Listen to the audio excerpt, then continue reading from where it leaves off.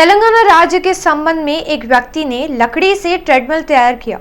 इसे बिना बिजली के भी इस्तेमाल किया जा सकता है। लकड़ी से तैयार किए गए ट्रेडमिल के वीडियो को ट्विटर पर देखे मंत्री केटीआर ने वाह कहते हुए शाबाशी दी और अपनी प्रतिक्रिया व्यक्त की। उन्होंने तेलंगाना नूतन आविष्कार प्रोत्साहन विभाग को सूचित किया कि उस व्यक्ति का पता लगाकर उसकी पूरी जानकारियां इकट्ठा कर उसे आवश्यक सहायता मुहैया कराई जाए। राज्य के मंत्री तलसानी श्रीनिवास यादव ने कहा कि तेलंगाना सरकार सभी वर्गों की जनता की संस्कृति एवं परंपराओं का सम्मान करती है। सनत नगर निर्वाचन क्षेत्र डीएस कॉलोनी में निर्मित किए जाने वाले जैन मंदिर की आधारशिला रखी गई। इस मौके पर मंत्री तलसानी श्रीनिवास यादव ने जैन समाज के लोगों को आश्वासन दिया कि वे मंदिर निर्माण के लिए आवश्यक सभी प्रकार की सहायता उपलब्ध कराएंगे। इस मौके पर मंत्री ने मंदिर निर्माण के लिए अपनी ओर से 5 लाख रुपयों के अनुदान की घोषणा की। उन्होंने बताया कि तेलंगाना राज्य गठित होने के बाद से इस क्षेत्र में अनेकों विकास कार्य आरंभ कर जनता की समस्याओं का परिष्कार किए जाने की बात याद दिलाई। उन्होंने कहा कि वे जनता के लिए सदैव उपलब्ध रहते हैं और किसी भी कार्य के लिए कोई खास समस्या हो उसे उनकी दृष्टि में लाएं तो वे उसका तत्काल परिष्कार करेंगे। विश्व भारती जूनियर कॉलेज में दीक्षांत समारोह भव्य रूप से आयोजित किया गया। इस कार्यक्रम में शादनगर क्षेत्र के विधायक अंजया यादव मुख्य अतिथि के रूप में भाग लिए। शादनगर परिधि के विश्व भारती जूनियर कॉलेज में आयोजित स्नातकोत्सव समारोह में क्षेत्र के विधायक अंजया यादव सहित म्युनिसिपल चेयरमैन, स्थानीय जनप्रतिनिधि आदि उपस्थित हुए। उत्सवों का शुभारंभ विधायक अंजया ने दीप प्रज्वलित कर किया। इसके पश्चात विद्यार्थियों को विधायक के कर कमलों से पुरस्कार प्रदान किए गए। इस अवसर पर कॉलेज के प्रबंधकों सहित कई कर्मचारी, अध्यापक एवं विद्यार्थी आदि उपस्थित थे।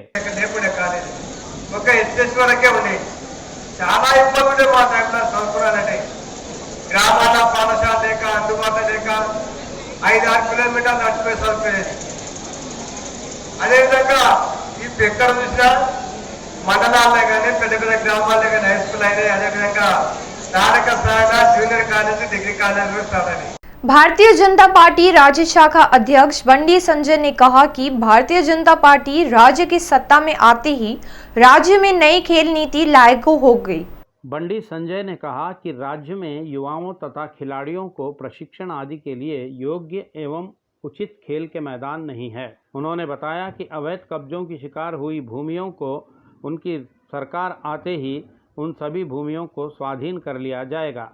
उन्होंने सत्ताधारी दल पर भड़कते हुए कहा कि कहीं पर भी थोड़ी भी सरकारी जमीन दिखाई दें तो काफ़ी है, बस उसी से कब्जा कर पैसे वसूलते हुए बहुमंजिली इमारतों का निर्माण किया जा रहा है।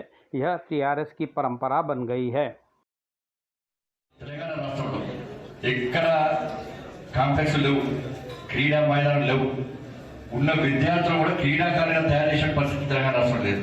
క్రీడలకు మైదానంలో కూడా మైదానాన్ని కబ్జా చేసే ప్రయత్నం టీఆర్ఎస్ పార్టీ నాయకులు చేస్తూ ఉన్నారు। కాబట్టి తెలంగాణ రాష్ట్రంలో మీ అందరి ఆశీర్వాదంతో ఎట్టి బస్సులో ఈ తెలంగాణ రాష్ట్రంలో నరేంద్ర మోడీ గారి నేతృత్వంలో భారతీయ జనతా పార్టీ పక్కా వస్తుంది।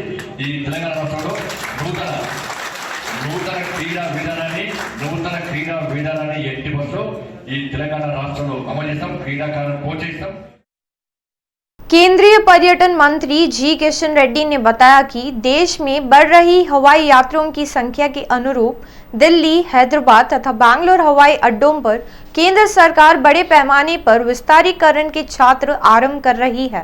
तेलंगाना राज्य से संबंध एक व्यक्ति ने सड़ी से ट्रेडमिल तैयार किया। इसे बिना बिजली के भी इस्तेमाल किया जा सकता है। केंद्रीय पर्यटन मंत्री किशन रेड्डी ने कहा कि देश भर में स्थित विविध पर्यटक क्षेत्रों के बीच बेहतर परिवहन सुविधाएं शीघ्र ही उपलब्ध हो जाएंगी।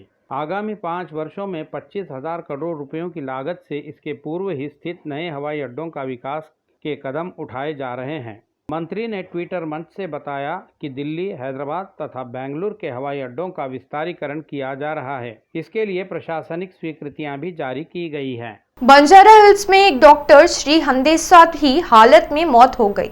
यही मिनिस्ट्रियल क्वार्टर्स में समक्ष स्थित एक होटल के छत्ते माले के नीचे गिरने के कारण डॉक्टर की मौत हो गई। डॉक्टर पंकज कुमार जैन परिवार 3 दिन पूर्व इंदौर से यहां आकर बंजारा हिल्स के होटल में उतरा। पता चला है कि अपनी पुत्री के विवाह के संबंध में बात करते हुए कल रात डॉक्टर की पत्नी एवं डॉक्टर के बीच कोई झगड़ा हो गया। इसके पश्चात पंकज कुमार जैन होटल के 6ठे माले से लिफ्ट के खड्डे में गिर गया और उसकी मौत हो गई। पुलिस मामला दर्ज कर आगे की जांच कर रही है। तेलंगाना सरकार राज्य के सभी सरकारी विद्यालयों में अगले शैक्षणिक वर्ष से अंग्रेजी माध्यम से शिक्षा प्रदान करने की पद्धति अमल कर रही है। सरकार ने इसके लिए अध्यापकों को दिए जाने वाले प्रशिक्षण संबंधी कार्यक्रम की घोषणा की है।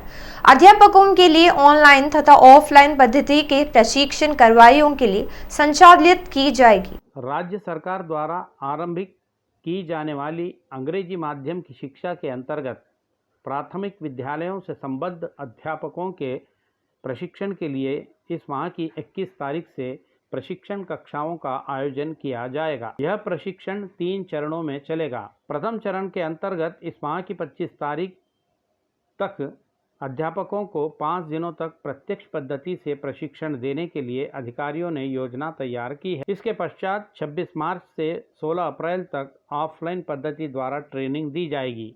दूसरे चरण में इसी माह की 28 तारीख से 1 अप्रैल तक ऑफलाइन द्वारा, इसी प्रकार 2 अप्रैल से 23 अप्रैल तक ऑनलाइन द्वारा ट्रेनिंग दी जाएगी। तीसरे चरण के अंतर्गत आगामी मास की 4 तारीख से 11 तारीख तक ऑफलाइन द्वारा और अप्रैल 12 से 30 अप्रैल तक ऑनलाइन द्वारा ट्रेनिंग दी जाएगी। इस दौरान अध्यापकों को अंग्रेजी माध्यम से पढ़ाने के तरीकों की प्रशिक्षण के साथ साथ कुकटपल्ली हाउसिंग बोर्ड थाने के इंस्पेक्टर किशन कुमार से अवस्था से पीड़ित बालिका की आर्थिक सहायता करना ये प्रशंसनीय बात है। सामाजिक माध्यमों द्वारा इस विषय के बाहर आते ही कुकटपल्ली हाउसिंग बोर्ड कॉलोनी निवासी मंडव अनिल कुमार चैरिटेबल ट्रस्ट तथा उसके सभी मित्र मिलकर उस पीड़ित बालिका की 50,000 रुपयों की आर्थिक सहायता करने के लिए आगे आए। कुकटपल्ली हाउसिंग बोर्ड थाने के इंस्पेक्टर किशन कुमार तथा हैदराबाद नगर के पार्षद नारने श्रीनिवास राव के हाथों से बालिका के पिता को आर्थिक मदद प्रदान की गई। इस मौके पर इंस्पेक्टर किशन कुमार ने अपनी ओर से 8,000 रुपये तथा पुलिस कर्मियों ने आपस में मिलकर 12,000 रुपये इकट्ठा कर कुल 20,000 रुपयों की आर्थिक सहायता किए। इंस्पेक्टर किशन राव ने कहा कि आज एक पीड़ित बालिका की मदद करते हुए काफ़ी संतोष हो रहा है। आदिलाबाद जिला केंद्र में स्थित नटराज थिएटर में आपसी विवाद छिड़ गया था। द कश्मीर फाइल्स प्रदर्शन के दौरान एक वर्ग विशेष के कुछ युवक पाकिस्तान के समर्थन में नारे लगाए। यहाँ फिल्म थिएटर में कुछ वर्ग विशेष के युवकों ने फिल्म शो के चलते पाकिस्तान समर्थित नारे लगाए। इस नारेबाजी के कारण आपस में विवाद छिड़ गया। पता चला है कि नारेबाजी किए युवकों ने अन्य वर्ग के युवकों की जमकर धुनाई की। इस झगड़े के बीच थिएटर में कुछ देर के लिए तनाव छा गया। सूचना मिलते ही घटनास्थल पहुंची पुलिस ने झगड़े की जांच एवं पूछताछ आरंभ कर दी है। अब तक इस मामले में किसी को हिरासत में लेने के कोई समाचार नहीं मिले हैं। हैदराबाद शहर के नाचारम में पुलिस ने मादक पदार्थ हेरोइन जब्त कर लिया। विदेशों से यहां आकर शहर में मादक पदार्थों की बिक्री कर रहे 4 लोगों को पुलिस ने गिरफ्तार कर लिया है। हाँ, नाचारम में पुलिस ने नशीले पदार्थों की बिक्री कर रहे विदेशियों के पास से 20 ग्राम हेरोइन बरामद कर लिया। उसे जब्त किए गए मादक पदार्थों को सीज भी कर लिया है। पुलिस ने अपराधियों की पहचान बंगाल निवासियों के रूप में की है। ये लोग बांग्लादेश से, नेपाल से हेरोइन लाकर हैदराबाद शहर में बिक्री करते थे। पूरे शहर भर में बिक्री की जाती थी। तेलंगाना राज्य में गत 3 दिनों से मध्याह्न का तापमान सामान्य समय में तापमान 2 से 4 डिग्री अधिक दर्ज हो रहा है। यह जानकारी हैदराबाद मौसम विभाग ने दी। आज राज्य के कुछ जिलों में लू से भरी गर्म हवाएं चली, जो औसतन समुद्री सतह से 0.9 किलोमीटर ऊंचाई तक फैली हुई है। मौसम विभाग के अनुसार ऊपरी तल आवर्तन कमजोर पड़ा हुआ है।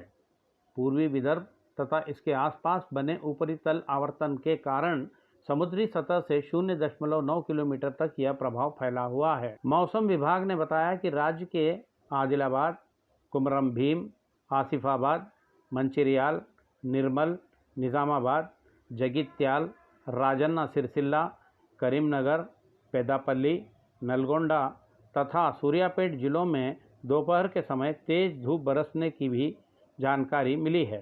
तेलुगु फिल्म अभिनेता मोहन बाबू में मानवती भावना कूट कूट कर भरी है, यह सब अच्छी तरह से जानते हैं।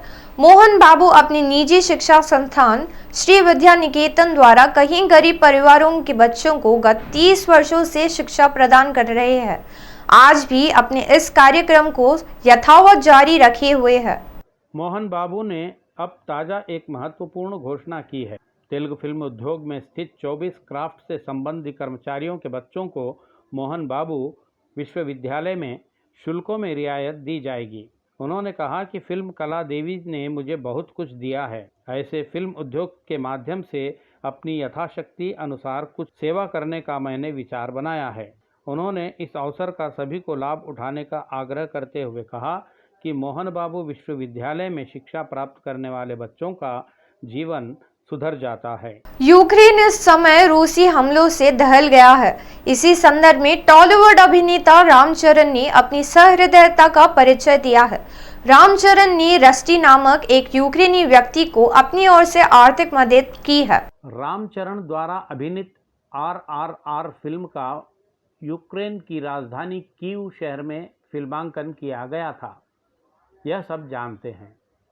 उस समय रामचरण को रस्टी नामक एक युवक बॉडीगार्ड के रूप में काम किया था। इस कार्रवाई से यूक्रेन में नागरिक जनजीवन दयनीय हो गया है। ऐसे समाचारों को सुनकर रामचरण काफ़ी चिंतित हुए। उन्होंने तत्काल रस्टी से फ़ोन पर बातचीत की, उसके परिवार के संबंध में जानकारियां ली तथा वहां के हालात को सुना। वर्तमान समय में रस्टी का पिता 80 साल की उम्र में बंदूक पकड़कर देश की सेवा के लिए समर्पित होकर संघर्ष कर रहा है। इस बात को सुन रामचरण के मन में ऐसी भावना जागी कि उनका मन ही पसिज गया। रामचरण ने तत्काल उसकी आर्थिक मदद की। रस्टी ने इस मदद प्राप्ति के बाद एक वीडियो जारी कर रामचरण को बताया कि वह उनके द्वारा की गई मदद से अत्यावश्यक औषधियों की खरीदी किया है। उसने रामचरण को दिल से धन्यवाद भी ज्ञापित किया। यूक्रेन रशिया के बीच चल रहे युद्ध में दुर्घटनावश मारे गए भारतीय विद्यार्थी नवीना का पार्थिव शरीर 20 दिनों बाद कल बेंगलुरु पहुंचेगा। इस संबंध में कर्नाटक के मुख्यमंत्री बसवराज बोम्मई ने ट्विटर मंच से यह जानकारी दी है। यूक्रेन शहर के खार्किव नेशनल मेडिकल विश्वविद्यालय में फाइनल ईयर मेडिसिन की शिक्षा प्राप्त कर रहे नवीन को रशिया द्वारा फेंके गए शेल के हमले में गंभीर घाव लग गया था, जिसके उसी समय मौत हो गई थी। गत 18 दिनों से नवीन के माता पिता, रिश्तेदार उसके शव का बेसब्री से इंतजार कर रहे हैं। नवीन के पिता ने प्रधानमंत्री नरेंद्र मोदी से नवीन के शव को भारत लाने का आग्रह किया। साथ ही उन्होंने मुख्यमंत्री बोम्मई से भी निवेदन किया था। यूक्रेन में युद्ध के चलते शव को यहां लाने तक काफ़ी देरी हुई है। कल नवीन का शव बेंगलुरु पहुंचने वाला है।